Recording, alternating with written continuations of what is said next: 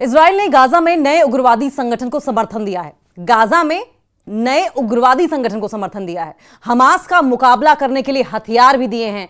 और इस पर इजराइल के प्रधानमंत्री बेंजामिन नेतन्याहू ने क्या कहा है, इसमें कोई बुराई नहीं है। यह तो वही बात हो गई कि साडा कुत्ता कुत्ता त्वाडा कुत्ता टॉमी। मतलब आप आतंकवादियों को सपोर्ट करें तो जायज है, आप टेररिस्ट को वेपनाइज करें, हथियार गोला बारूद दें तो जायज है, आप लोगों के बीच उग्रवादियों को लड़ने के लिए भेजें तो जायज है। कोई और करे तो गुनाह अजीम, आप करें तो रासलीला, कोई और करे तो कैरेक्टर ढीला। हमास को आप आतंकवादी संगठन कहते हैं और हमास से लड़ने के लिए आप आतंकवादियों का ही सहारा ले रहे हैं। तो इजराइल ने गाजा में नए उग्रवादी संगठन को समर्थन दिया है और इसी पर अब सवाल उठ रहे हैं कि उग्रवादी संगठन की मदद क्यों लेनी थी? आईडीएफ कम पड़ गई थी क्या? इजराइल डिफेंस फोर्सेस कम पड़ गई थी क्या? क्या टेररिज्म का काट टेररिज्म से ही होना चाहिए? हमास का मुकाबला करने के लिए हथियार भी दिए हैं और नेतन्याहू कह रहे हैं इसमें कोई बुराई नहीं है। और सवाल तो देखिए यहीं खड़े हो रहे हैं, इसी बात को लेकर खड़े हो रहे हैं।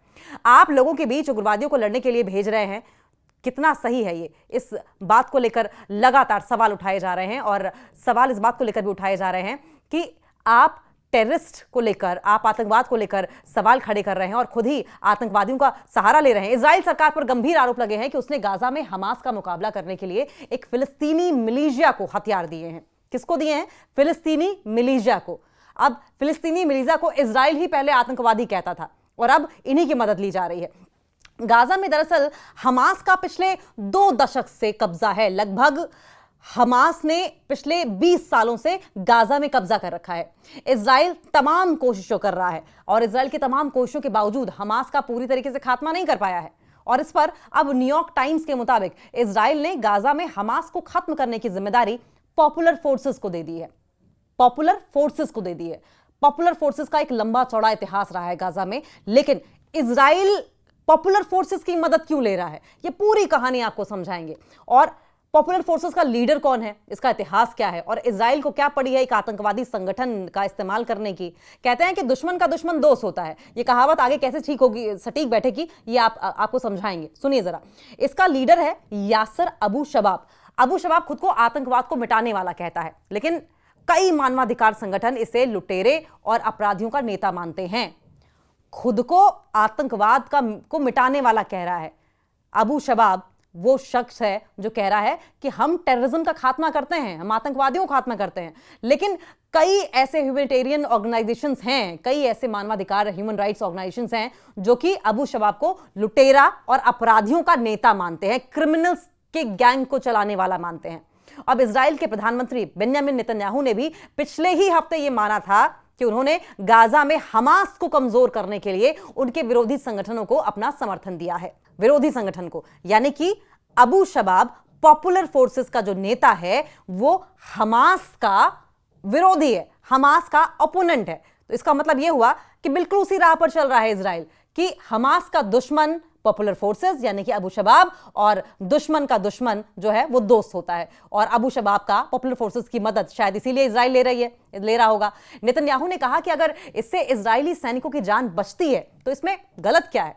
लेकिन सवाल वही है कि अगर आप आतंकवादी का सहारा, आतंकवादी ग्रुप का सहारा, टेररिस्ट ऑर्गेनाइजेशन का सहारा दूसरे टेररिस्ट ऑर्गेनाइजेशन को खत्म करने के लिए लेते हैं, जैसा कि इजराइल दावा कर रहा है, तो क्या इसमें गाजा की जो मासूम जनता है उसे झेलना नहीं पड़ेगा? इसके जो रिपरकशंस हैं, इसका जो प्रभाव है, इसका खामियाजा जो है, गाजा की मासूम जनता को नहीं झेलना पड़ेगा? क्या वहां और बर्बादी और तबाही नहीं आएगी? क्या वहां और मासूम लोग नहीं मारे जाएंगे? क्योंकि कहते हैं कि अब घृणा को घृणा से नहीं मिटाया जा सकता, हेट्रेड को हेट्रेड से नहीं मिटाया जा सकता, वेपन को वेपन से संभवतः मिटाया जाता होगा, लेकिन किस बिना पर, किस प्राइस पर? तबाही की प्राइस पर, मासूम लोगों की जान की प्राइस पर। अब देखिए, हमास की कैद में था अबू शबाब। अबू शबाब के बारे में हम जिक्र कर रहे थे, इसके इतिहास के बारे में जिक्र कर रहे थे। जेल से फरार हुआ था ये। रिपोर्ट्स ये कहती हैं कि अबू शबाब एक समय छोटे अपराधों में लिप्त था। कुछ साल पहले हमास की पुलिस ने उसे चोरी और ड्रग्स की तस्करी के आरोप में जेल डाल दिया था। किसने डाला था?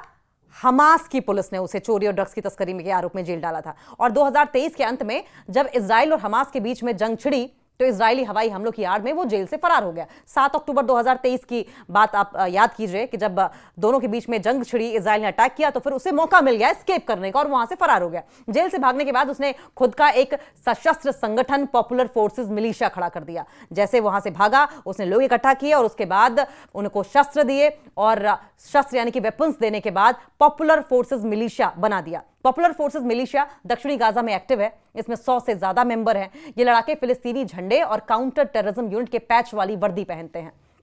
इजरायली एजेंसी शिन बेट ने प्लानिंग की है मर्डर की। मीडिया रिपोर्ट्स में दावा किया गया है कि पॉपुलर फोर्सेस इजरायली सेना के नियंत्रण वाले इलाकों में काम कर रही है।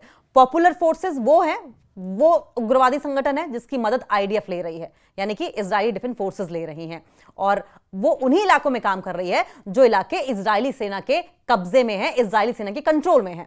इजराइल ने हमास से जब्त किए गए हथियार जैसे कि क्लाशनकोव AK-47 राइफलें भी इन्हें दी हैं, यानी कि बाकायदा हथियार भी दिए हैं इजरायली डिफेंस फोर्सेस ने पॉपुलर फोर्सेस को, मिलिशिया ग्रुप को। रिपोर्ट्स ये भी कह रही हैं कि इस पूरी योजना को इजराइल की आंतरिक सुरक्षा एजेंसी शिन बेट ने प्लान किया था, यानी कि इजराइल की जो कि इंटरनल एजेंसी है उसने ये सोचा कि हमास का खात्मा वहीं के किसी स्थानीय उग्रवादी संगठन द्वारा किया जाए और उसके बाद इस प्लान को एग्जीक्यूट किया गया और फिर इस प्लान को लेकर प्रधानमंत्री नेतन्याहू और उनके सुरक्षा अधिकारियों ने भी मंजूरी दे दी। इजरायली सरकार का यह तर्क है कि यह रणनीति इसलिए अपनाई गई ताकि हमास को कमजोर किया जा सके। यह स्ट्रेटजी इसलिए बनाई गई क्योंकि अबू शबाब का यह जो ग्रुप है पॉपुलर फोर्सेस, ये संभवतः हमास की कमजोरियों को जानता होगा, वहां का स्थानीय ग्रुप है और ये सक्षम हो पाएगा हमास को कमजोर करने में और इजरायली सैनिकों की जान बचाई जा सके, यानी कि अपने सैनिकों को बचा लो और अबू शबाब का जो पॉपुलर फोर्सेस है उसको फ्रंट में रखो, जान जाए तो अबू शबाब के सैनिकों की, उसके नुमाइंदों की जान जाए, आईडीएफ की जान बची रहे, आईडीएफ के सैनिकों की जान बची रहे। बहुत स्मार्ट गेम खेला इजराइल ने। हालांकि इस योजना की काफी आलोचना हो रही है। पूर्व रक्षा मंत्री एविगडोर लेबरमैन ने यहां तक कह दिया है कि पॉपुलर फोर्सेस इस्लामिक स्टेट जैसे आतंकी संगठन से जुड़ा है। हालांकि इसके कोई पक्के सबूत सामने अभी तक नहीं आए हैं। अब देखिए, पॉपुलर फोर्सेस के नेता अबू शबाब जो अपने आप को आतंकवाद के विरोध में काम करने वाला, आतंकवादियों के खिलाफ काम करने वाला बता रहा है, अब उसके संगठन का नाम ISIS, इस्लामिक स्टेट जैसे आतंकी संगठन से जुड़ा है। हालांकि एक बात समझिए कि इसके कोई पक्के सबूत अभी तक सामने नहीं आए हैं। अब अबू शबाब पर लोगों का खाना पीना लूटने का आरोप लग रहा है। इस वक्त जब गाजा में हालात बेहद खराब हैं और लोग भुखमरी झेल रहे हैं, तो ऐसे में अबू शबाब पर आरोप है कि उनका गुट उन ट्रकों को लूट रहा है जो लोगों तक मदद पहुंचाने आते हैं। ये गुट आटे, दवाओं, दूसरी खाने पीने की चीजें जैसे आटा, दाल, चावल, डायपर, साबुन, तेल, दवाइयां हथियारों के दम पर लूट रहे हैं, ऐसा आरोप पॉपुलर फोर्सेस और अबू शबाब पर लग रहा है।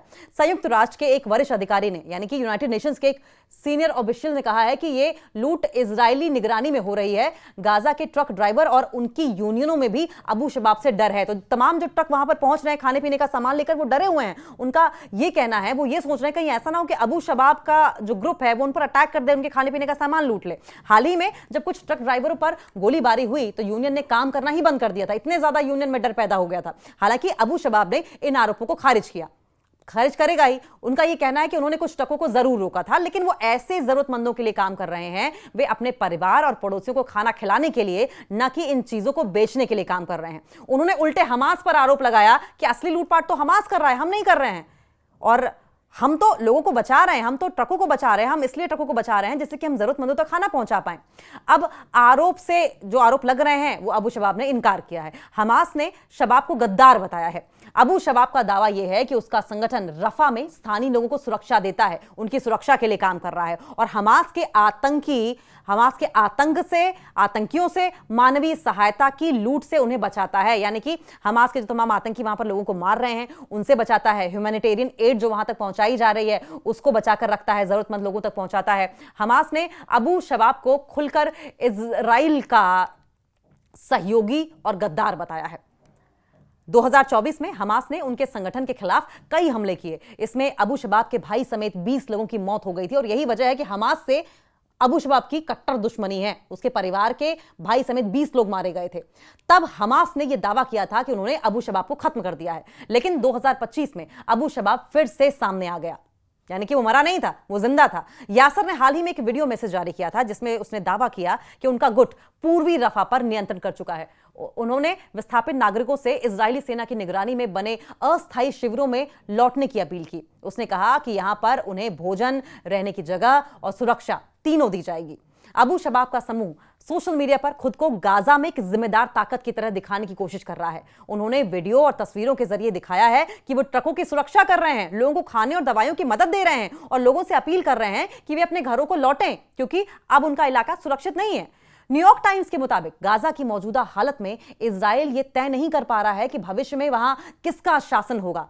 नेतन्याहू ना तो पूरी तरीके से इजरायली सेना का प्रशासन चाहते हैं और ना ही फिलिस्तीनी प्राधिकरण का समर्थन करना चाहते हैं, क्योंकि इसका मतलब यह होगा कि फिलिस्तीन राज्य को मान्यता देनी पड़ेगी, जो कि उनकी सरकार के कई मंत्रियों को मंजूर नहीं है। और यही वजह है कि लगातार बेंजामिन नेतन्याहू अपने फैसले को लेकर डामाडोल दिखाई दे रहे हैं। कोई एक मुश्त जो कहते हैं मजबूत फैसला जो है वो लेते हुए नहीं दिखाई दे रहे हैं। और इसी को लेकर अब इजरायली सरकार को लेकर कटघरे में खड़ा किया जा रहा है। उग्रवादी संगठन को जिस तरीके से सपोर्ट किया है उसको लेकर उन्हें कटघरे में खड़ा किया जा रहा है।